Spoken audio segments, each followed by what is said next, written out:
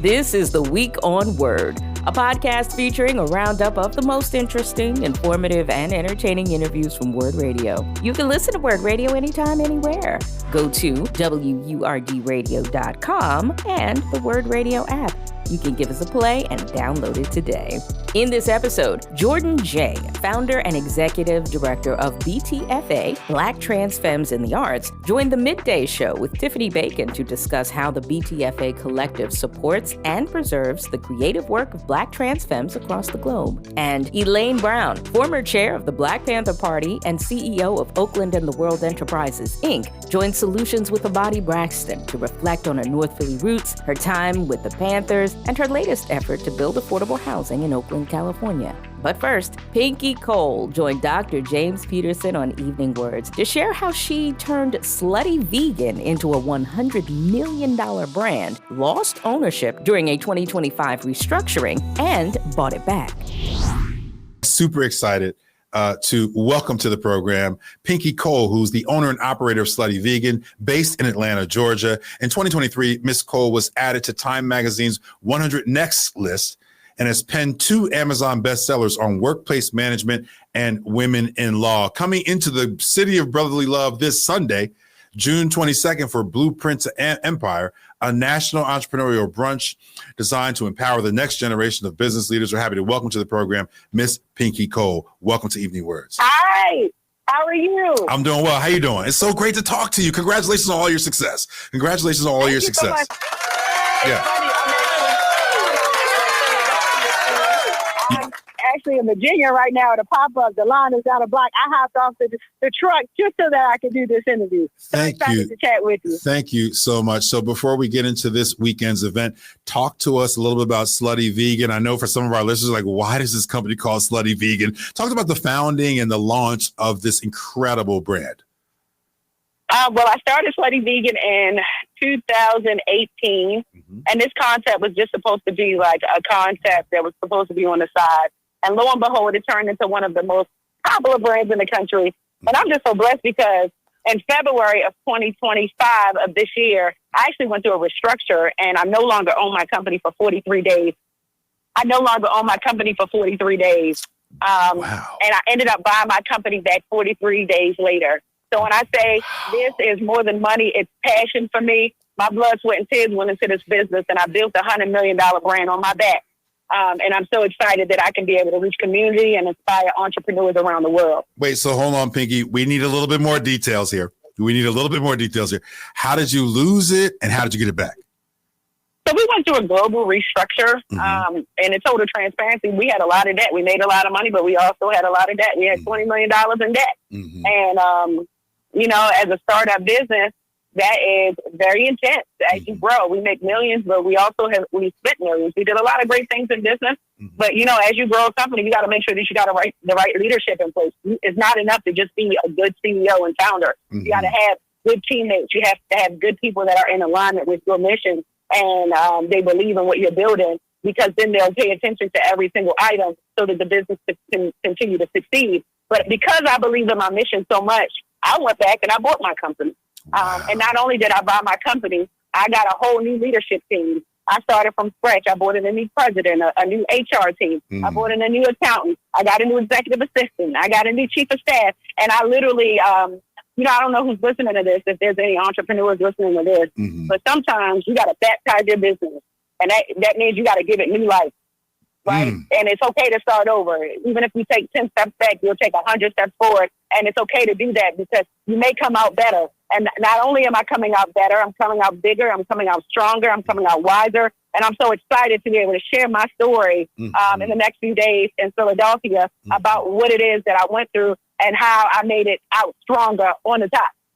Absolutely. Congratulations, Ms. Cole. I'm assuming there's going to be an Amazon bestseller book telling this whole story at a certain point. You have locations in Jonesboro, in Atlanta, in Birmingham, in Duluth, in Brooklyn, in Baltimore. When are we going to get Slutty Vegan in Philadelphia?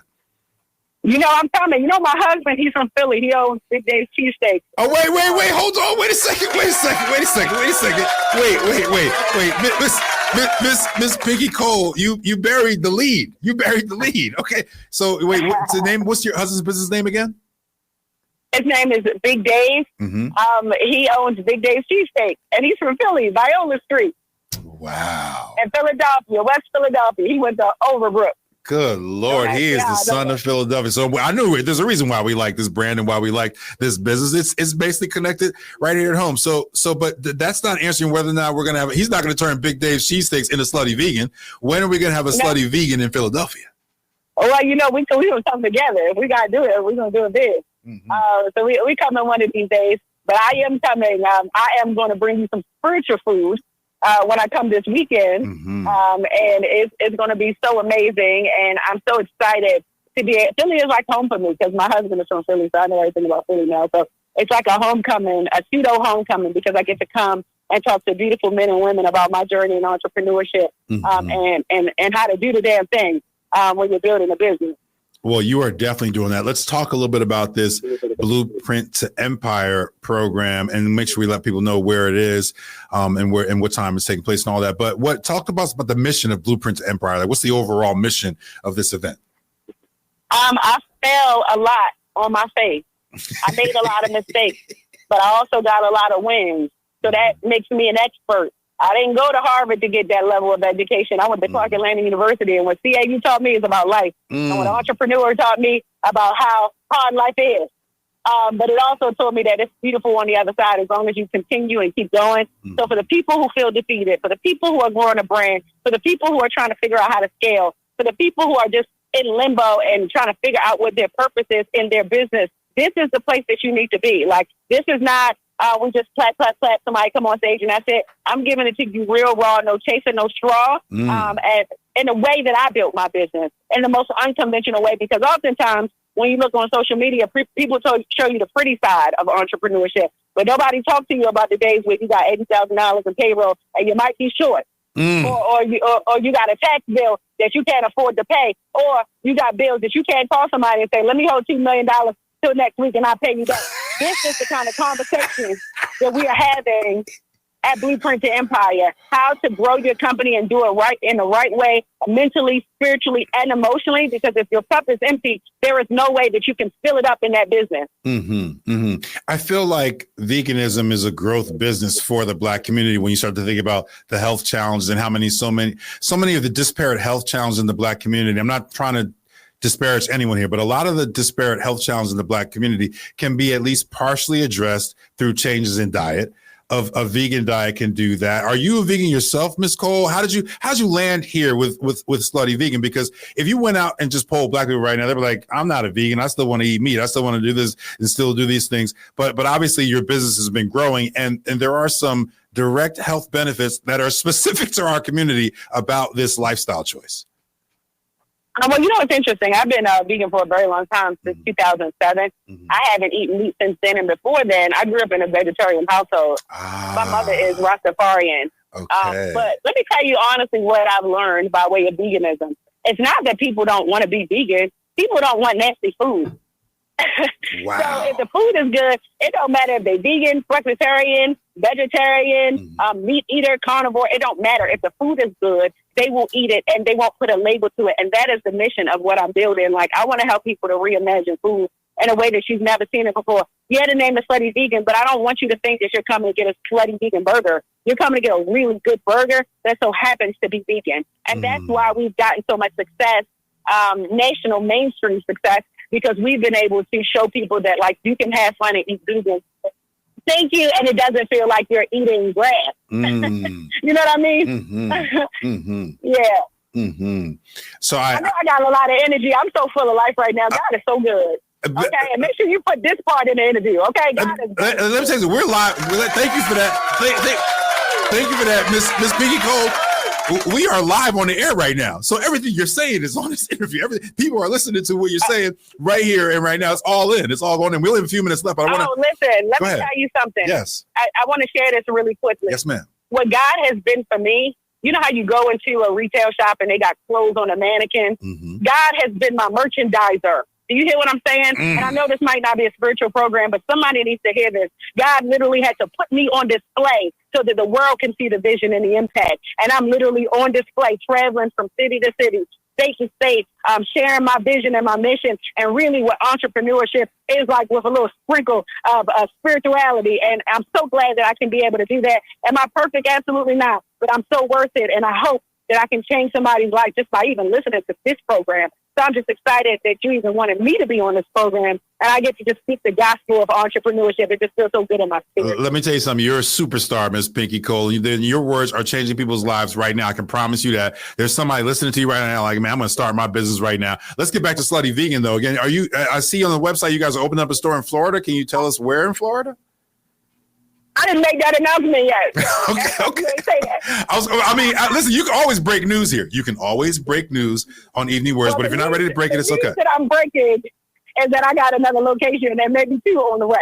And I'll make that announcement That's incredible news. Incredible news. And right now you're in Virginia, but you will be here in Philadelphia on Sunday. The event is called Blueprints Empire. It's from 1 to 5 p.m. Where exactly is it taking place? I'm trying to figure out where that is in my notes. Jenkintown, PA. In Jenkintown, PA. I ain't never been there, so don't give me the line. But it's in Jenkintown, PA. So put it in your GPS. 676 Old York Road, Jenkintown, PA. We are going to have a time. You're going to walk away feeling like you can run through a brick wall. And you can get your ticket at blueprintsempire.com. It is going to be magnificent with a capital M.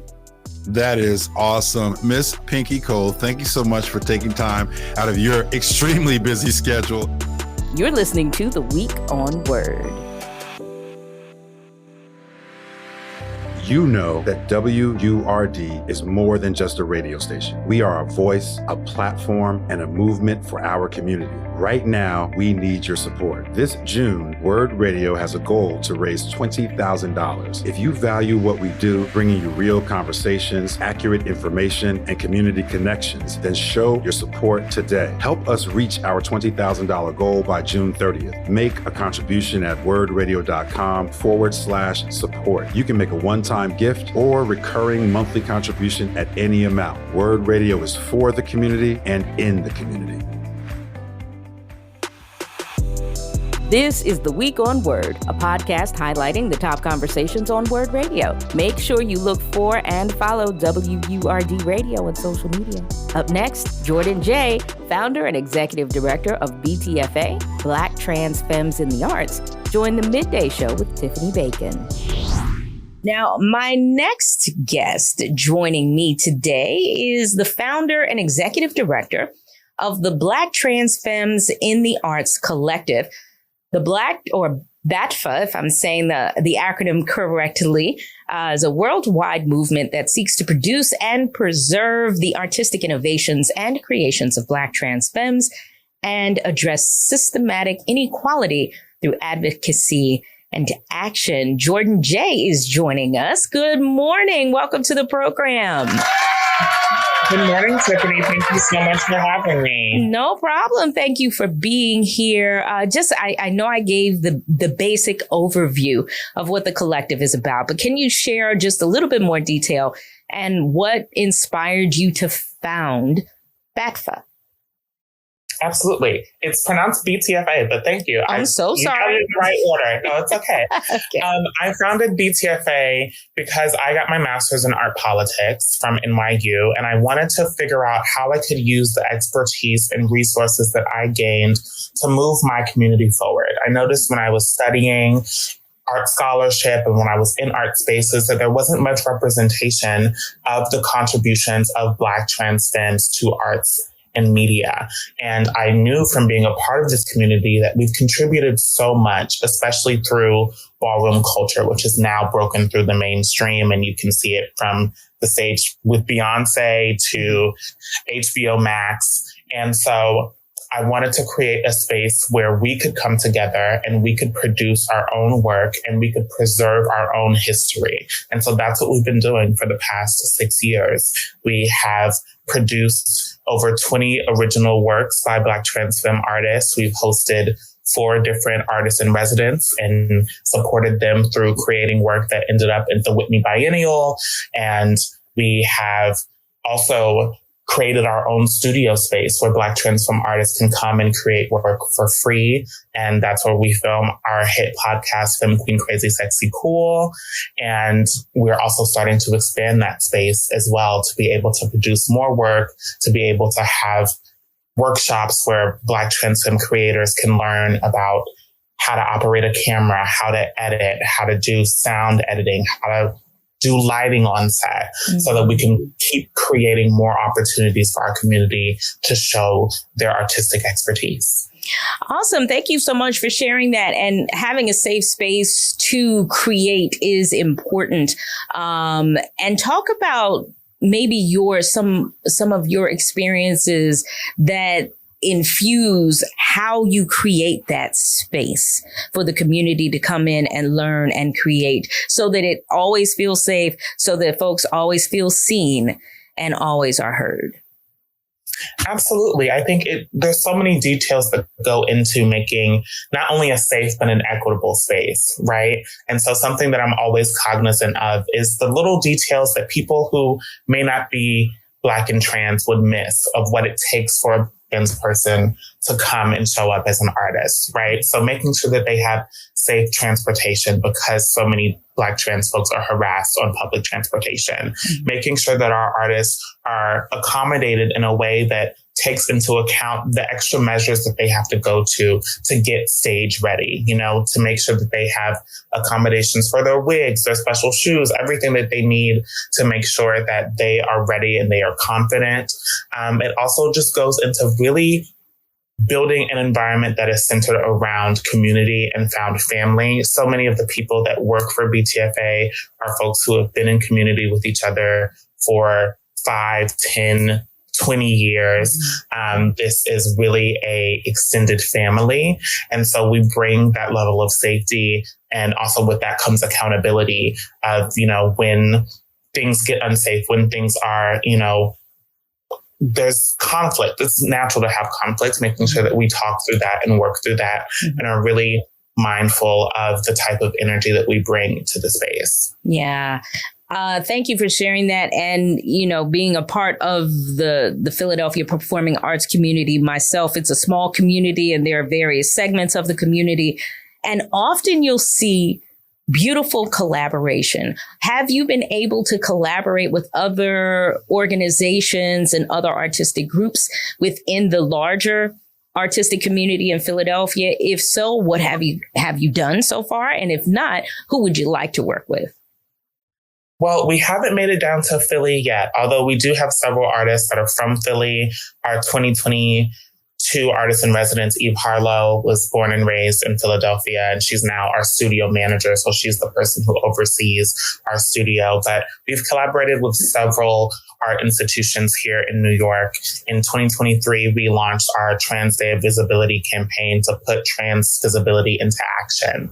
And so built strategic partnerships with local arts institutions like the Brooklyn Museum, like Times Square, the Museum, BAD, which is in the Bronx here in New York.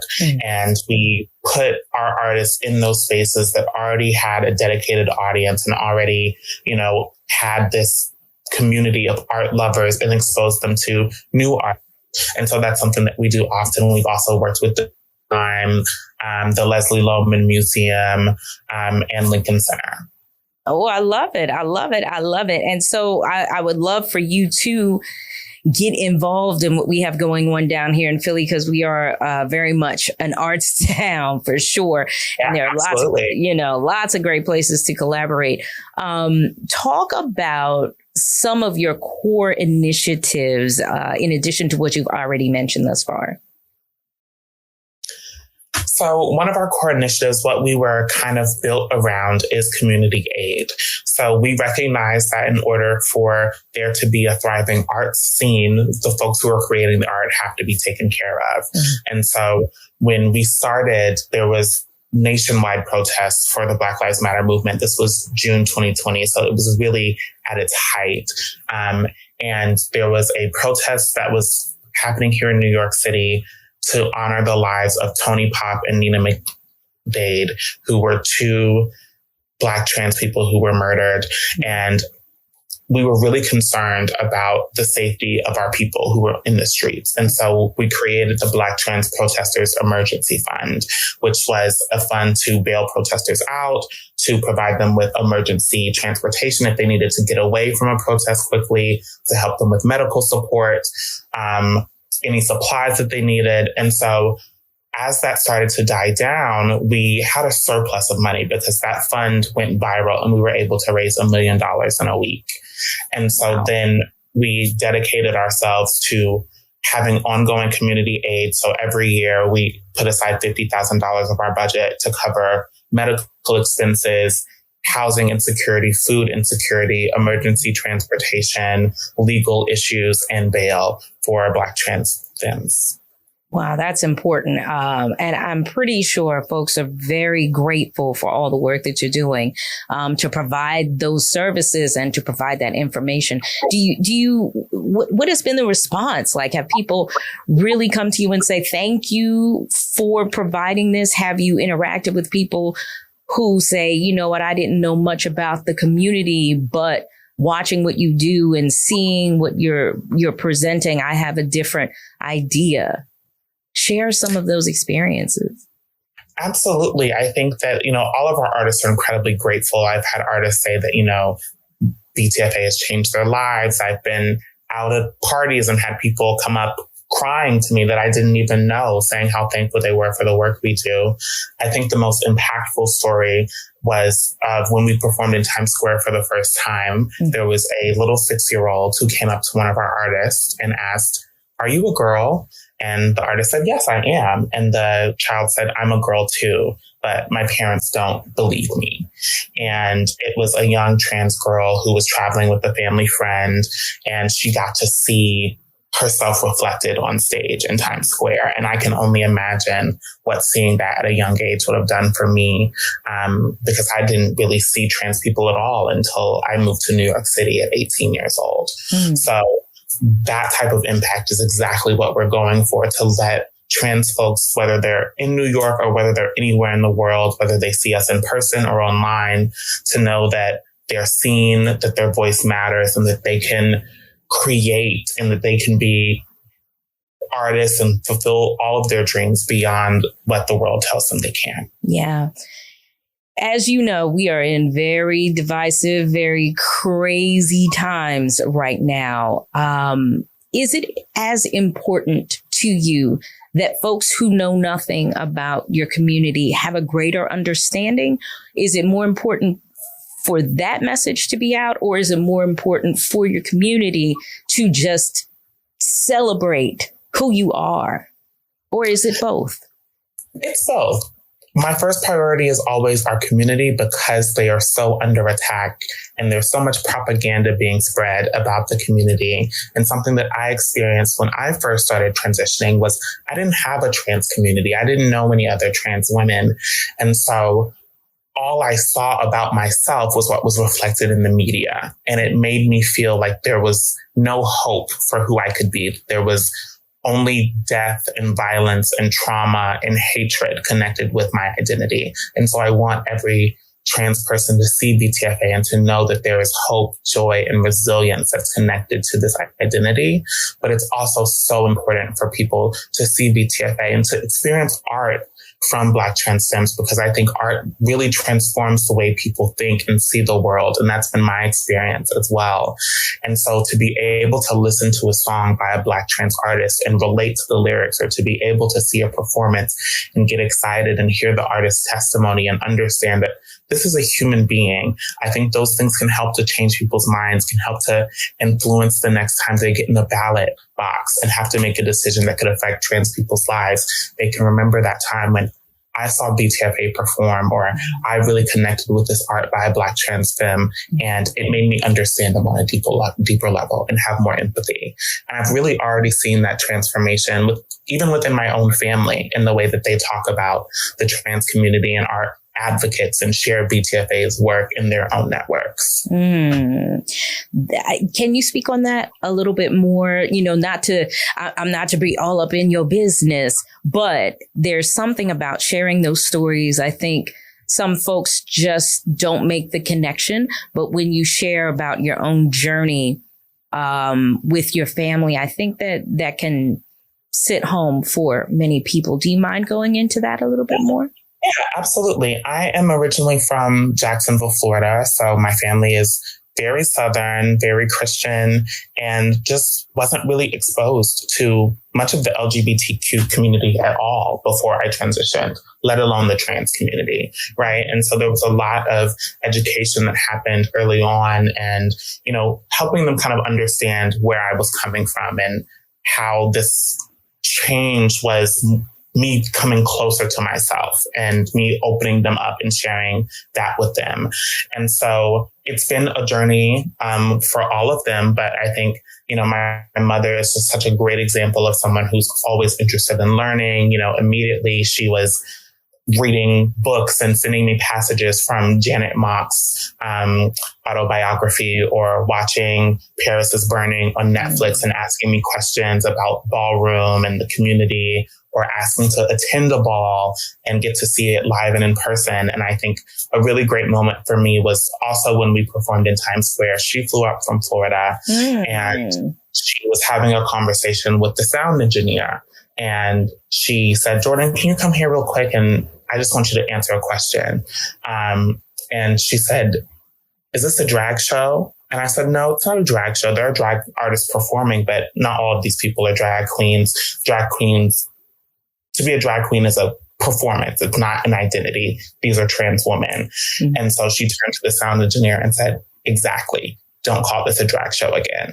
And it was such a great moment of advocacy, not only for the community, but for me. My mom has always been a very protective mama bear. And so I really love to see that moment of her educating beyond,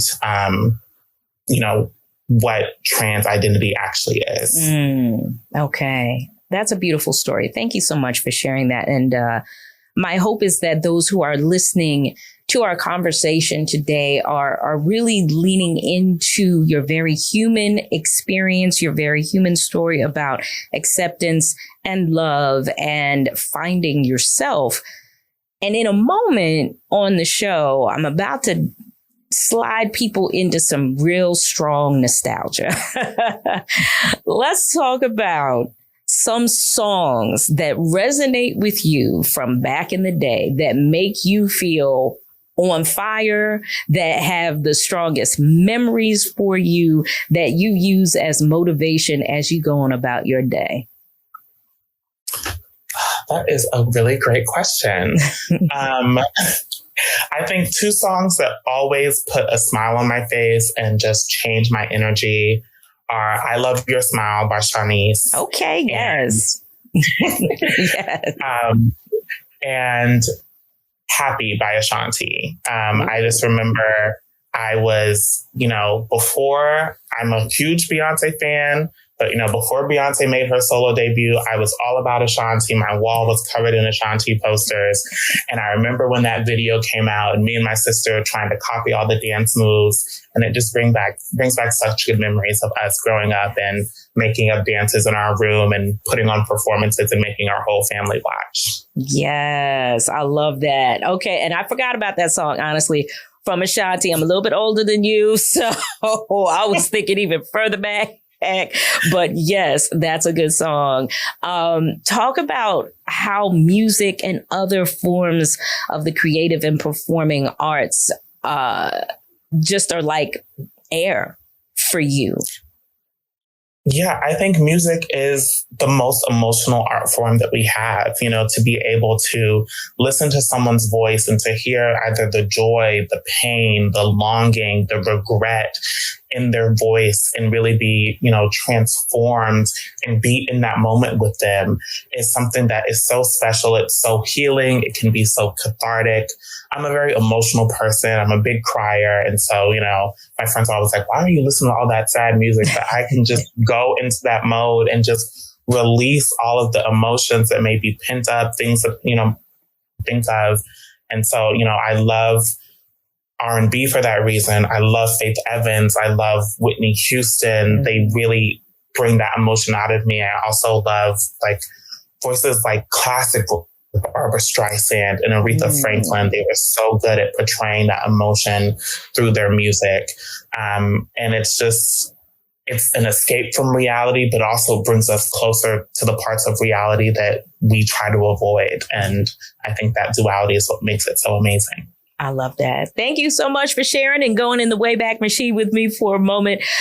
Before I let you go, Jordyn, please share with us what is next for BTFA and how anyone in Philly can be involved. Well, we are launching merch, our first Pride line of merch on Juneteenth. And so that will be available at btfacollective.org. And that is available for anyone around the nation or around the world who wants to support.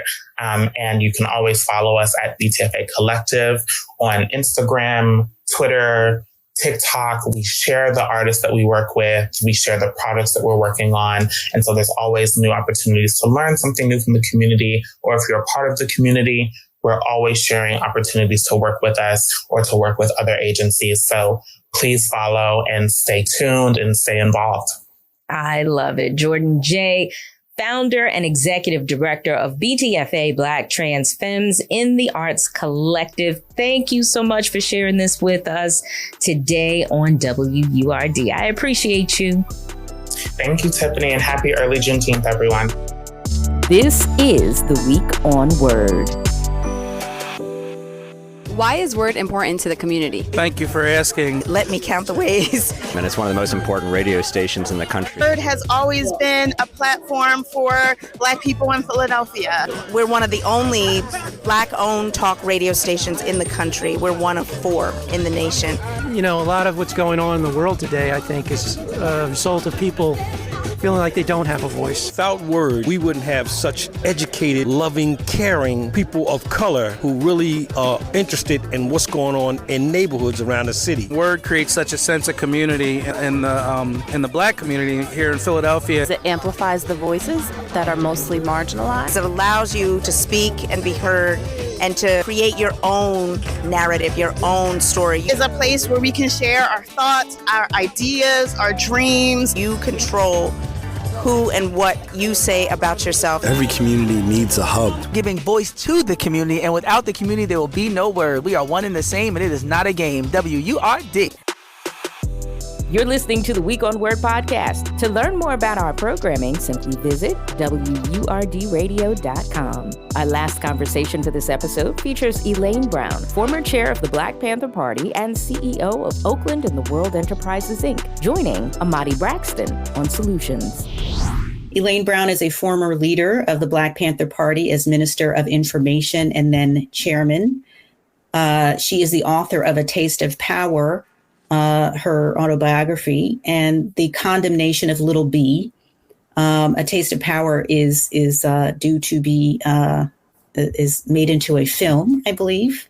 You have also been executive director of the Michael Lewis Defense Committee, supporting the legal appeal of Lewis, also known as Little B, who you wrote about, and who was arrested in 1997 at the age of 13, and was finally released from, released to his freedom after over 27 years. You are also someone who has studied classical music, classical piano for years, and recorded 2 albums of original songs. I think a lot of people may not know that about you. One for Motown Records, which has been recently re-released in vinyl as a special vinyl reissue.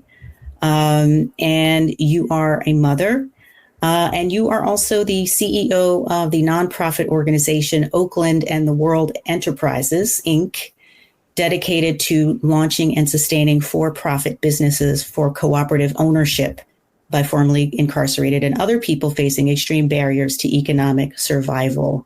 And you, through Oakland and the World Enterprises, has built a 100% affordable housing building in West Oakland, which is an incredible achievement in and of itself. And I want to get into that. But first, I want to welcome you to the show. Well, thank you very much. I'm happy to be here. And Philadelphia is my hometown, as you know. Philly, where I am from. Now, I'm from North Philly. I like to say that because I distinguish myself from 21st and York. And so Philadelphia has a lot of heavy influence, North Philadelphia especially, in my life, and certainly informed a lot of what I do and think today. Yeah, I wanted to ask you about those early days because you are from Philadelphia and we are a Philadelphia-based station here on WURD. Tell us about your experiences growing up in North Philly, how those experiences shaped you and who you were to become later. What stands out in your mind most from your early experiences? Well, when I realized that I was poor, I didn't know we were poor because we didn't think about things like being poor, I don't think, until I went to school. I went to school outside of my neighborhood. The two schools in my immediate neighborhood, which were all black schools, were overcrowded and falling apart. One school I can recall had a boiler to explode, and many children were burned and so forth. So it was just a terrible situation. But for a variety of reasons, my mother was able to get me into a place called the Thaddeus Stevens School of Practice, which was probably called a magnet school today or experimental school or whatever, but it was, I would say, 98% white.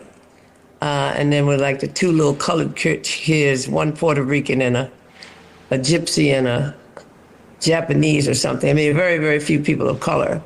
But it was an exceptional school because we did not have big classes. I was reading, I went into school in kindergarten and I was reading by the first grade, and none of my friends could read by the third grade, I would say. So I lived in two worlds. And so the influence of that part of my life was that I saw the disparity in how we lived in my neighborhood and how white people lived. And I was very upset about learning that people had refrigerators that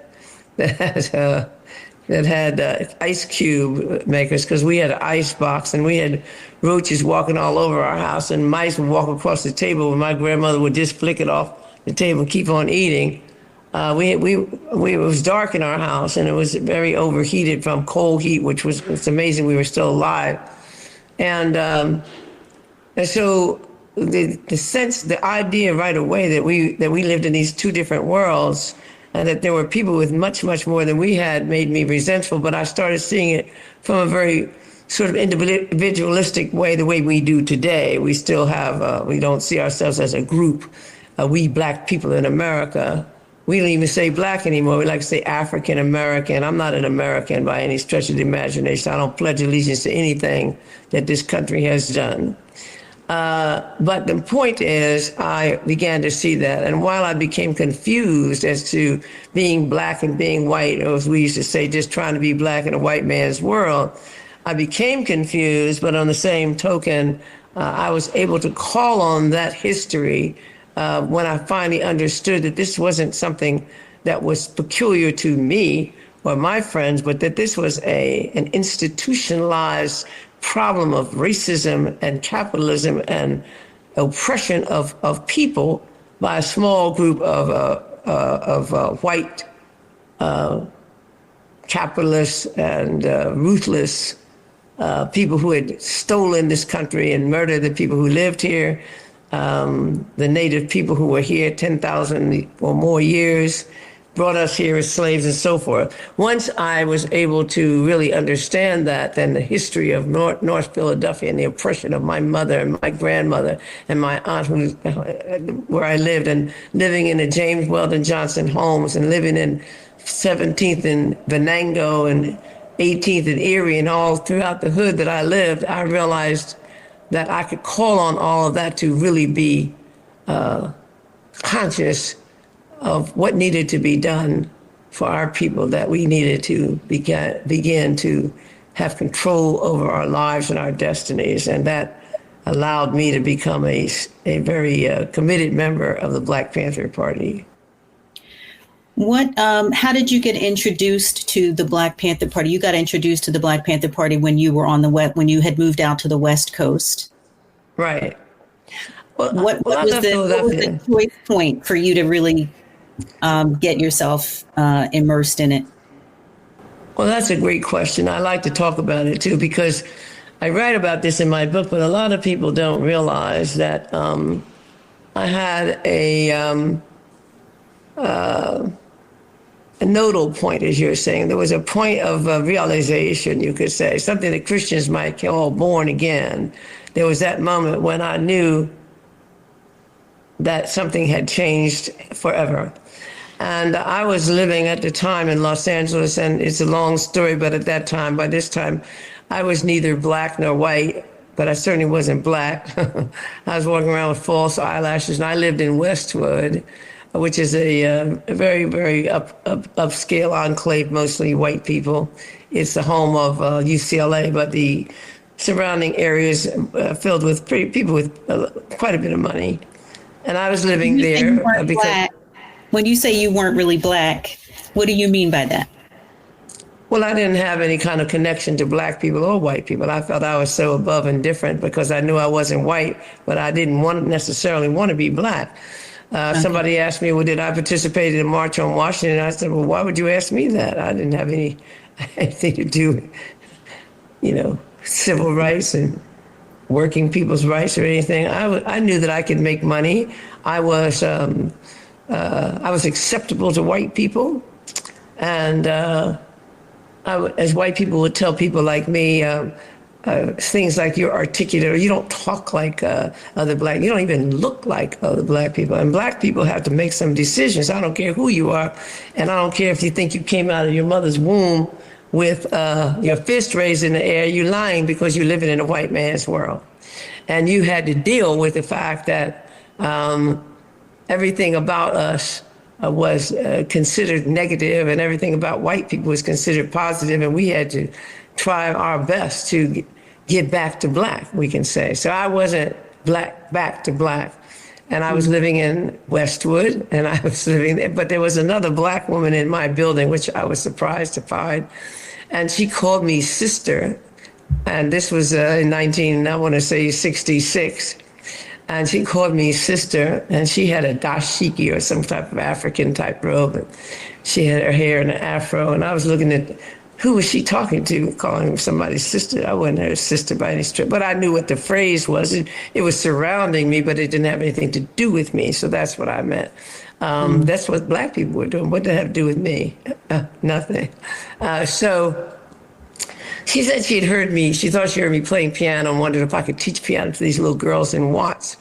And I thought, oh, of course I can, because this is like charitable work and I have nothing else to do. And I mean, I had someone, a rich sugar daddy paying my rent who didn't live there. And so I was able to say, oh, of course so. She said she had about 10 girls in this program in Watts. I went out and bought some Thompson piano primers. That's sort of, day one of piano lessons. Mm-hmm. And I went with her into Watts, and I started getting very nervous as we started driving into the Jordan Downs housing projects, because it reminded me of the James Weldon Johnson homes where I had lived, and I hadn't identified myself in that way for a long time. So I'm getting nervous. This is like too much black for me. So then we get to this little apartment she had rented, and there are these little black girls, and they're standing there, little skinny legs and looking kind of sad. And this little, about, as you said, they were somewhere in 8 to 10 year old age group. And this rickety piano that she had gotten from somewhere, which wasn't going to be a very good instrument, but in any case, and then she had some stupid book by Sammy Davis Jr. called Yes, I Can. That was a very popular book because it was like, I can rise above race kind of thing. Mm-hmm. Sammy Davis having become a Jew, so he could really not be black. But anyway, and I'm looking at these girls, and they're looking at me, hello, Miss Brown, hello, Miss Brown. And they're looking at me like I've come to deliver them, or that I've got something for them other than these piano primary books.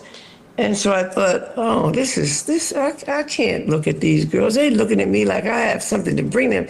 I don't have anything to bring them because they don't need piano lessons, and because I know what they need. And the reason I know what they need is because I know them. And the reason I know them is because I am them.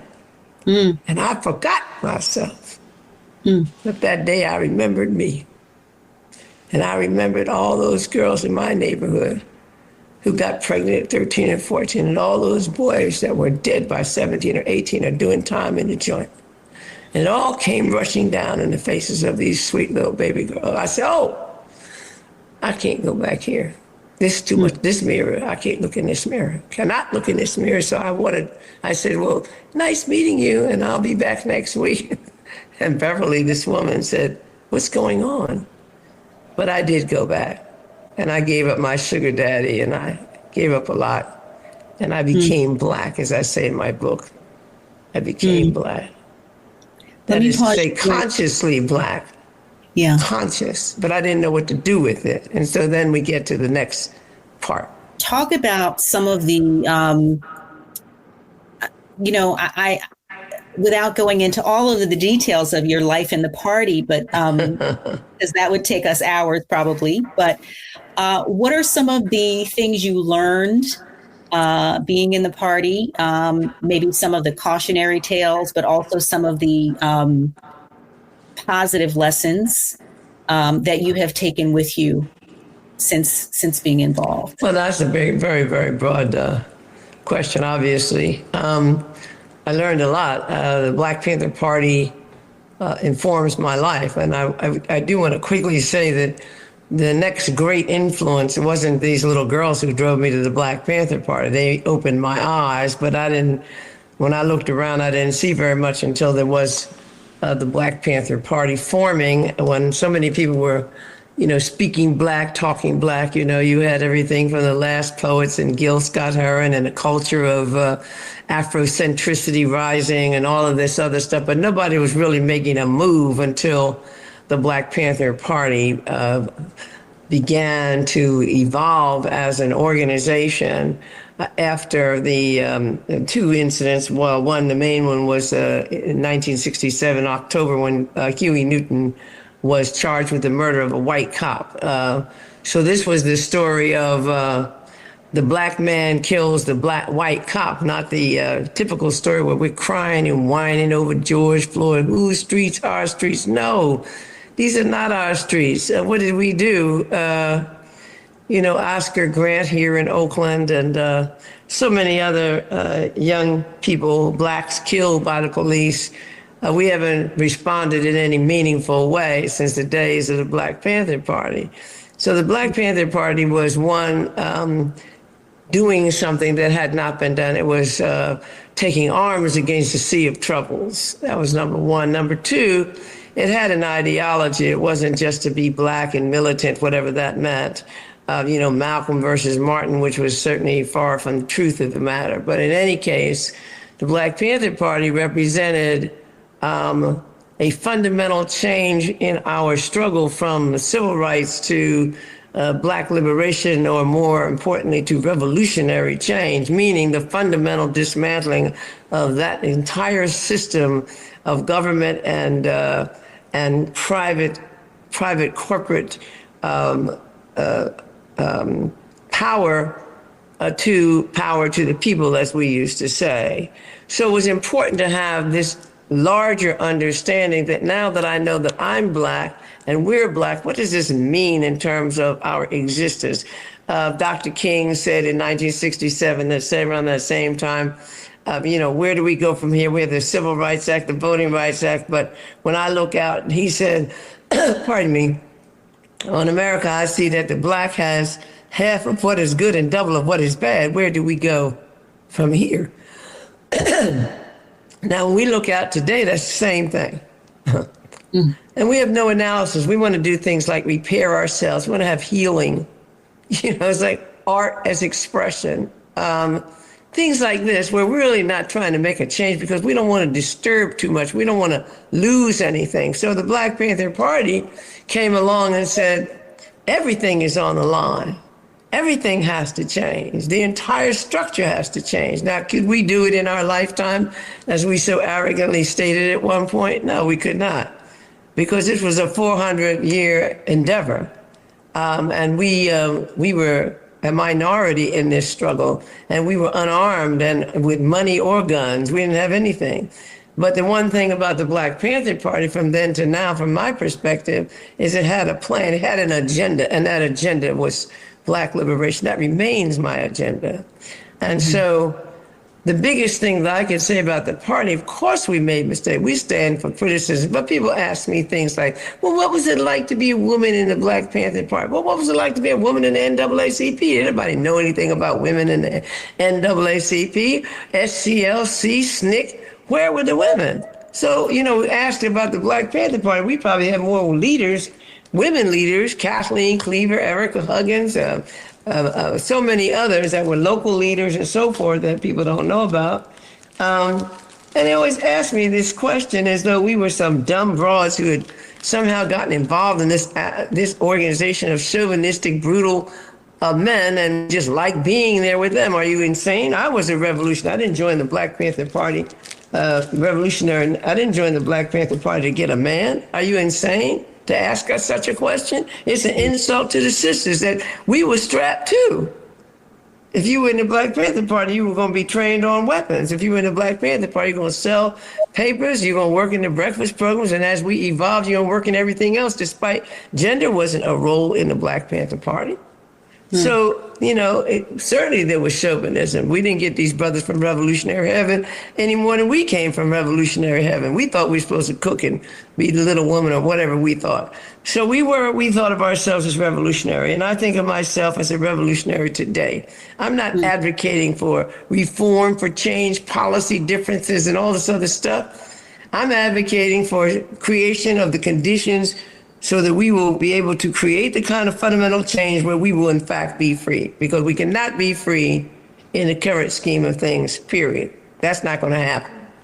And that's what I learned in the party. I learned to have a scientific, as we used to say, socialist analysis. I learned to think things through, to analyze where are we, where do we want to go, how will we get there? How can we organize our people to raise the consciousness and so forth and so on? So I learned a lot from the Black Panther Party in terms of thinking, in terms of commitment.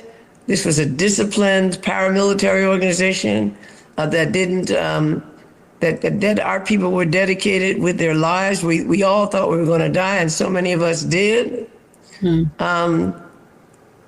All of that was a part of the experience that informs and really is the foundation and ground of my life and grounds me even today. There are plenty of issues that I can tell you where we went wrong. Plenty of things that we did wrong. As we learned in the party, we're prepared for criticism and self-criticism, but most people aren't. But in the end of the day, I don't think that in the history of struggle of Black people for freedom in America, that you can point to a greater effort, more meaningful effort than that of the Black Panther Party. Talk about that project and, talk about the work of this organization and how you came to decide that you wanted to build a building, because that is a big undertaking. Well, everything happens within a certain time frame, and this piece enters in and you didn't plan on that. And in this case, I was being asked by an elected official, how would I reduce recidivism?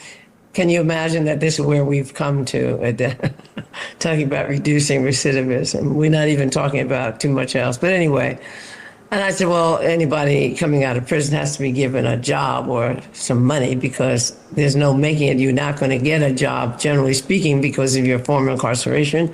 And you probably won't get a place to live even if you have the money because of former incarceration. So you're putting a person up against the wall until they're going to do what's necessary, what they know to survive. And that's going to probably drive them back to the joint. And so I said, you've got to get them a job. And I said, you're in a position to stand up to some of these corporations and tell them to give you maybe a pilot program and take 5 or 10 people from the prison and, hold jobs for them, and you'll train them because you've got the money, blah, blah, blah.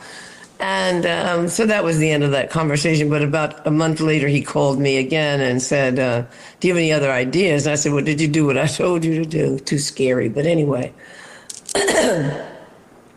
I said the only other thing would be to develop businesses for people coming out of it that they can have their own money. So this is a very narrow focus at the moment. And he asked if I could do that, and he wanted to work with me. And so we had a little contract. And I said, of course I can do it, but I really didn't know, what I wanted to do. And I thought, okay, maybe I could create like a little mall. And I had these 5 businesses in mind, very arbitrarily defined. I mean, I didn't, except for the tech business. That was a pretty serious one. But I had a restaurant in mind and a neighborhood market and so forth. And it would be in his district, and his district includes the hood, and especially in this area where we are now in West Oakland, an area called Lower Bottoms. And I'm so sorry. And so I just went about looking for a piece of land where we could plop our businesses. I really had no idea what I was doing. And ultimately, I came upon this particular piece where we are at 7th and Campbell. And I learned during this time that in the state of California, the tax code is such that where a property is tax defaulted, the tax collector has the right to auction it off for the taxes or can give it away or sell it independently to someone, a nonprofit or a charity or whatever, for a higher and better purpose.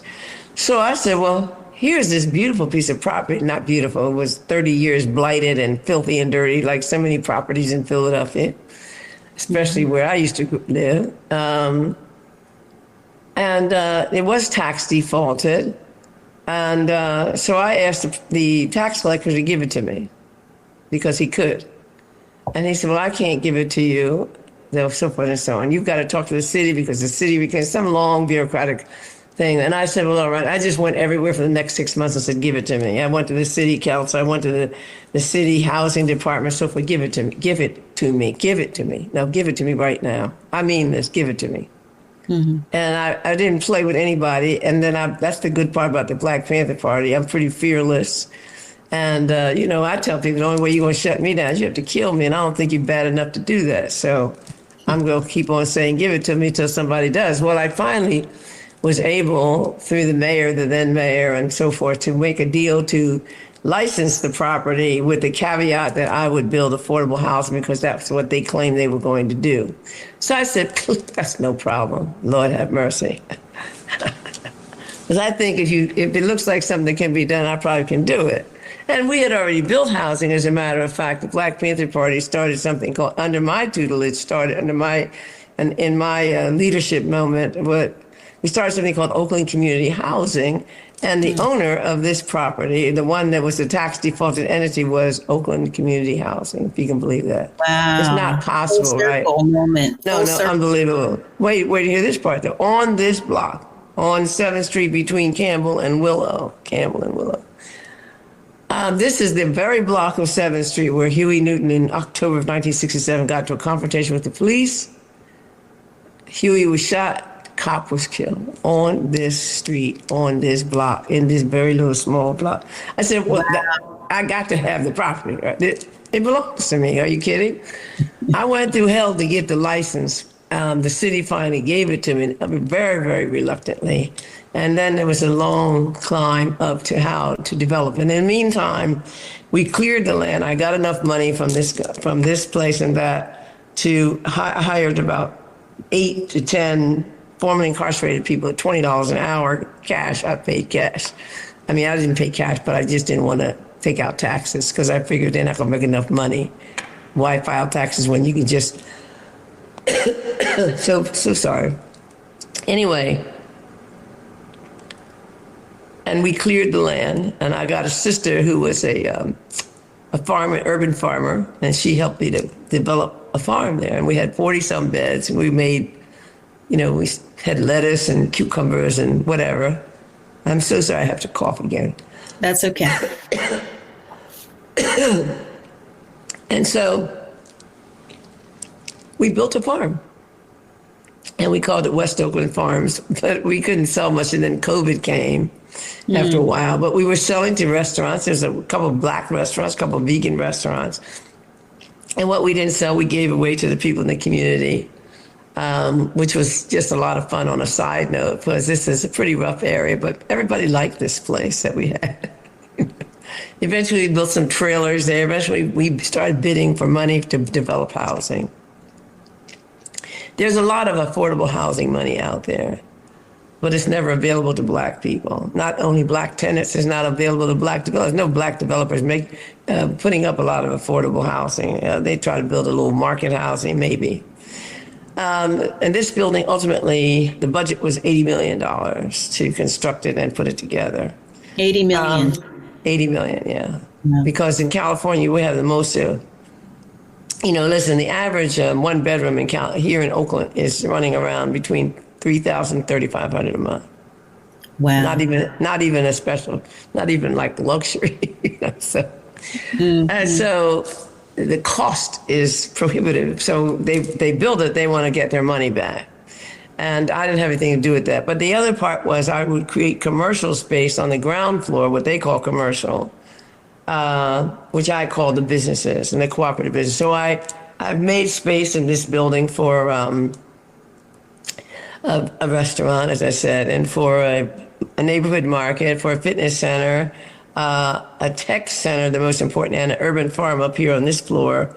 It's embedded into the building. So we have two stories of farm area, but we're going to put up a glass houses to plant the food and everything. And then we decided what we'll do is we'll just sell it to the restaurant and to the neighborhood market. But each of these will be a cooperative. So I have people already, a lot of formerly incarcerated. They don't know how to put a business together, and neither do I. But we're going to make this work. It's very beautiful. We have good architect. We had to put a lot of pieces together. I had to learn what the game was and where the stadium was to get this money, but I did learn, because there's plenty of people out there that will tell you how to play the game.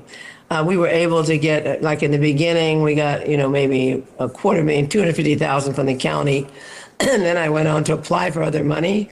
I was so beaten up. I was literally assaulted by a councilwoman during this time over this. I was taken to grand jury.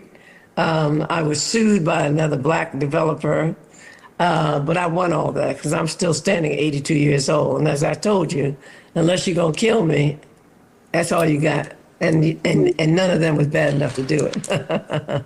So we have our building, and I'm principally responsible. Once the contractor, though, saw that the name of the building was going to be the Black Panther, that contractor quit. And it's like, see ya. And then we had to fight for Black workers, very hard fight. I had another brother that was working with me. He became one of the joint ventures on the second contractor. I have all our flooring is a black flooring contractor. My sister did all of the big windows downstairs in the commercial spaces. She's a glazer, they call glazer. All my paint is Black. I had to fight for Blacks to be electrical workers in the electrical company we had, because there wasn't a Black electrician that could handle this level of business. I made the contractor carry all of the bonds so that you didn't have to worry about being bonded, because the general had to carry that for the subs, right? And so we learned a lot. Explain that a little bit more. Pardon me? Explain that part a little bit more. Well, for example, if you get a contract for $1 million for flooring, right? You bid for it. You got to show that you've got $1 million bond to cover that amount of money in case all else fails. That's why most Blacks can't afford that. Can't afford to have the contract, because they don't have the bond money. And so I made our general contractor carry the bond for everybody. I see. So they didn't have to carry bonds. But I had to learn all this. But it's not hard. This stuff is like, it's just secret, but it's not hard.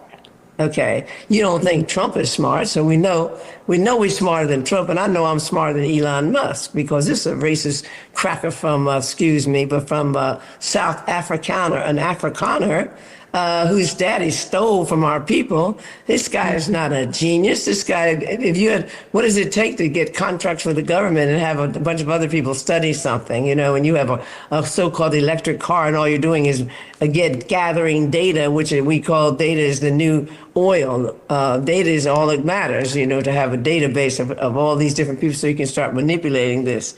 So I think that I'm smarter than all these white boys, okay? To be the president, You got to be rich and white. You know, Kamala Harris should have known that, but I'm not sure she knows either one about herself, but that's another conversation. So I had to learn how much money was out there, and it's a lot. There's affordable housing money that's been allocated, and all of the other developers of affordable housing in this area are white. And their buildings are filled with white, everything but black people. And they're not in the hood, and they're not that affordable. The highest rent I have in this building, because this rent is pegged to their income, is $1,000, and only 2 people paying that.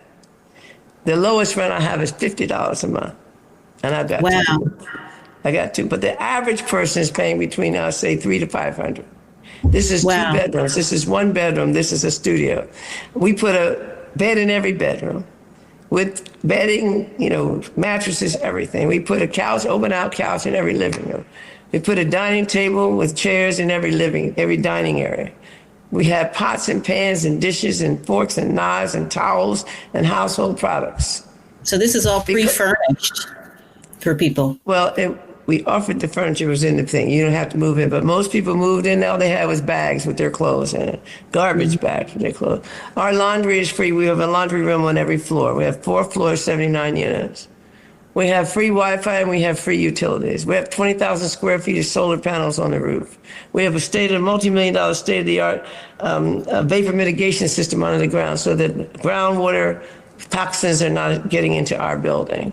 We have triple pane windows to reduce the noise from the BART train that these gentrifiers use instead of putting the train underground. When it came to this part of the city, they elevated the train, so now it just ruined everything. This is a street there was one called Harlem West. It was so beautiful. It was jumping with that. We had a black bank, a black movie theater, and a lot of beautiful black eateries and different businesses. And one was Esther's Orbit Room, and one was Slim Jenkins Supper Club, where Billie Holiday and Al Green and B.B. King played. This was a beautiful street, but it's been destroyed. But I want to bring that spirit back. But it's really the spirit of the Panther that's going to hear.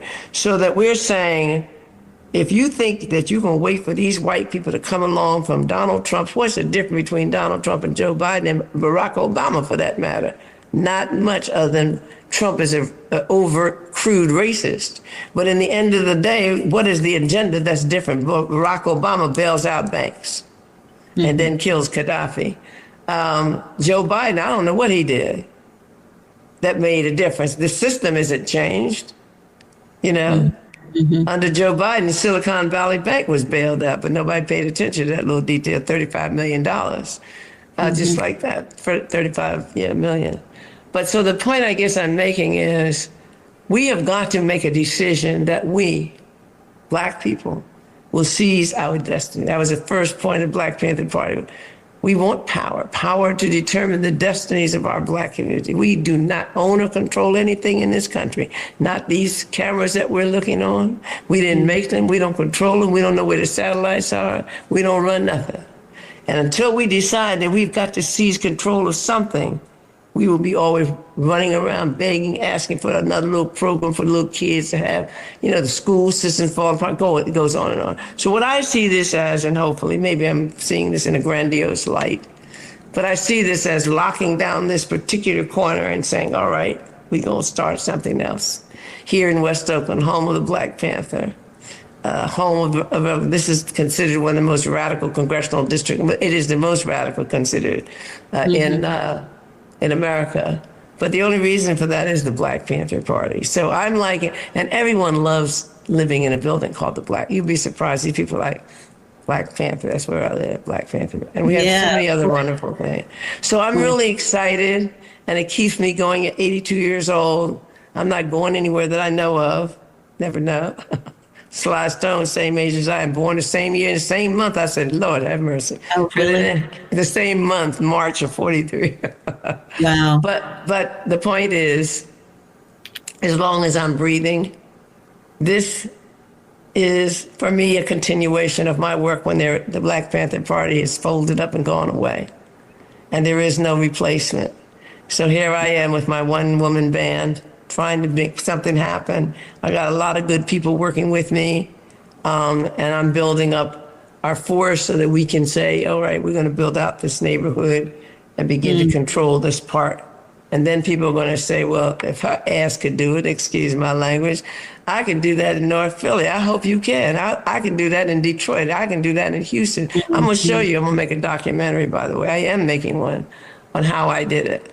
Like the specifics, like where the money, this is where I actually talked about, this is how I got it. So it's not a secret, because it's not.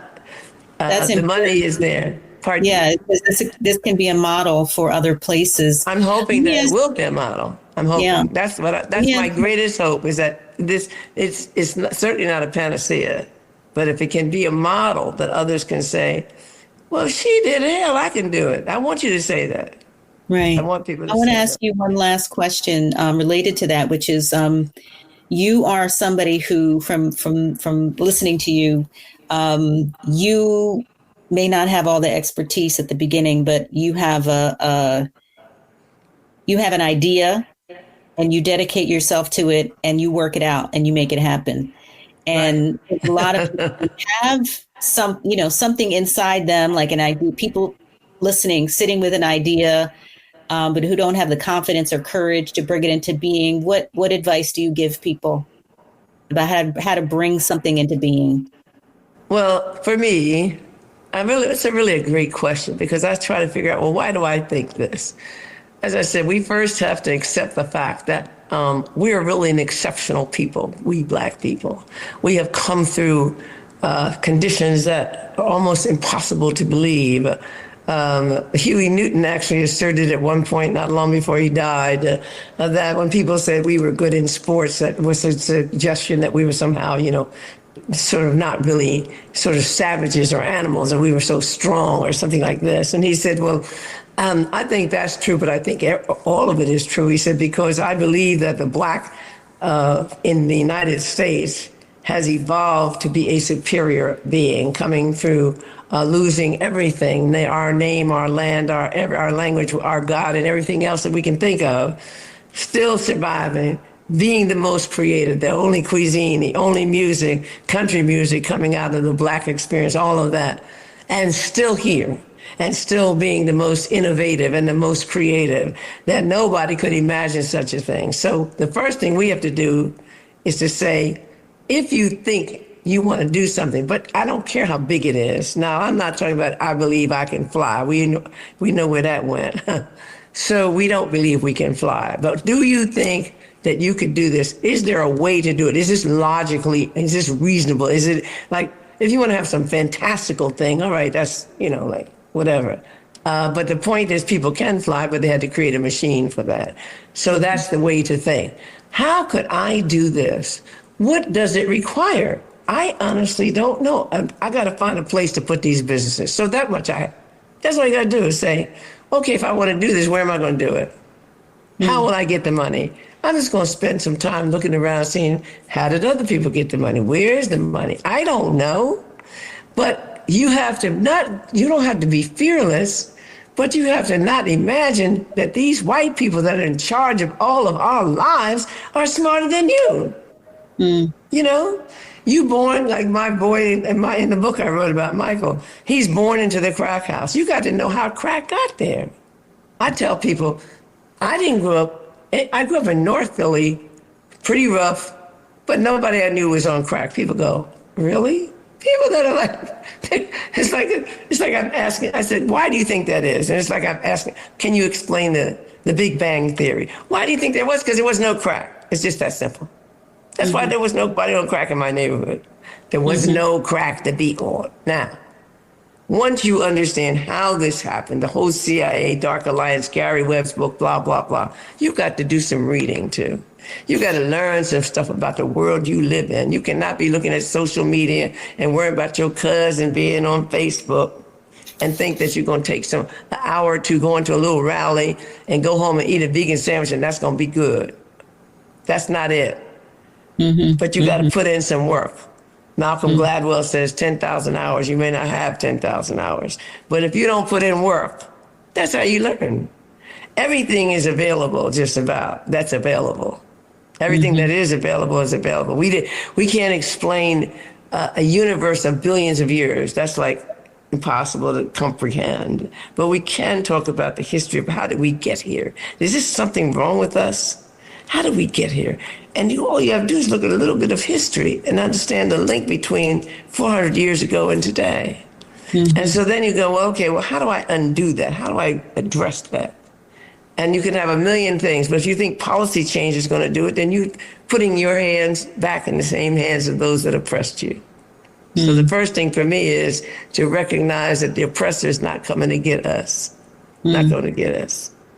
And so I believe that if it's in the realm of what's possible, it may take me longer, but all you got to do is keep on studying. And when I say studying, some is reading, some is just going different places. And how does this operate? What is City Hall doing exactly? What are these corporations doing? So I think everyone, has the capacity to be a genius. It's just that it takes some people longer than it would take other people. Unless something is absolutely wrong with your brain, there is nothing wrong with you. There's nothing wrong with Black people, that we are dying of. Our women have the highest maternal mortality rate. Are you kidding? We're still dying from having babies. Are you serious? Our children have the highest infant, highest incarceration, highest poverty, highest homelessness, lowest education, lowest home ownership. Why? Something wrong with us? No. Now, either you believe, because people do believe that, we ain't shit, excuse my language. That's a common statement we say about each other. Mm-hmm. Now, if that's what you think, then you know that this white man is smarter and better than you. Mm-hmm. And there's not a white boy on the planet that I would say is smarter than me, period. Mm-hmm. Mm-hmm. Certainly not Donald Trump. Anybody thinks Donald Trump, who can barely say a full sentence, is certainly not smarter than I am. Right. So if I am that smart, and I believe I am, and you have to believe that about yourself. So somebody calling me to tell me my meeting started.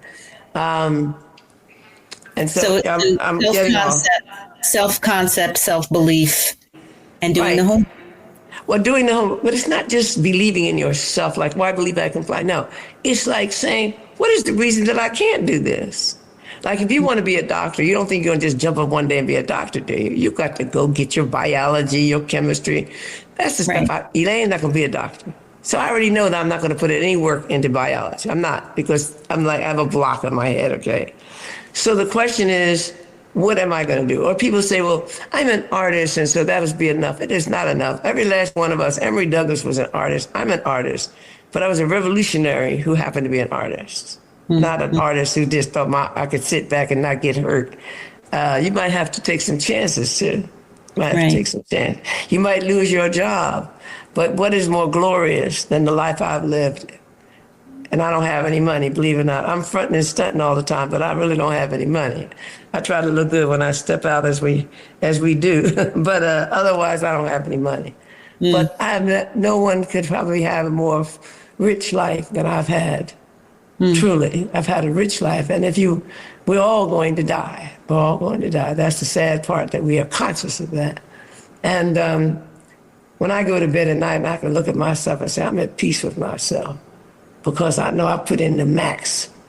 And I did something today that was worth doing. And that's all you got to do.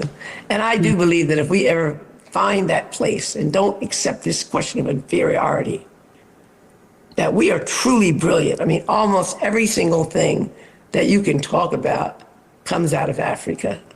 Yeah. Almost everything. And once you learn that, you go, wait, nobody told me that. Well, that's good. You got to find it out. These people don't want you to know anything. So I believe that everyone, especially Black people who survive on nothing, with less than nothing, worse than nothing, can rise once we sort of get in our heads that we can and just make the move. So I hope my building and this current work I'm doing is an inspiration for other people to do it. Yeah, it truly is. Thank you, Elaine Brown, for spending so much time with us today. Thank you, Amadee. May I call you Amadee? Amadee. Amadee. Why did I say Amadee? Pardon me, Amadee. That's okay. I told you I knew a young woman named Amadee. She has an I at the other end. Oh, right. I forgot. The D is not D. It's Amadee. Okay. Yeah. Well, it's a wonderful thing to be on this program. And I still, everything I do that goes back to my life that, that creates you. North Philly is a big, big part of my life. From the music back in the day, old rock and roll song, going to the Uptown Theater, sharing a hoagie with my girlfriends, playing double dutch on the street. All of that that gives me the passion to say, I just love Black people. You're tuned in to The Week on Word.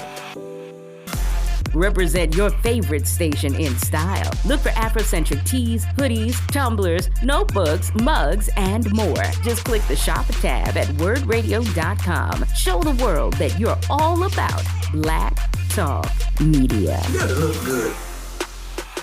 Thank you so much for listening to this episode of The Week on Word. Let's stay connected. Sign up for our newsletter and listen to us online at WURDradio.com and on the Word Radio app.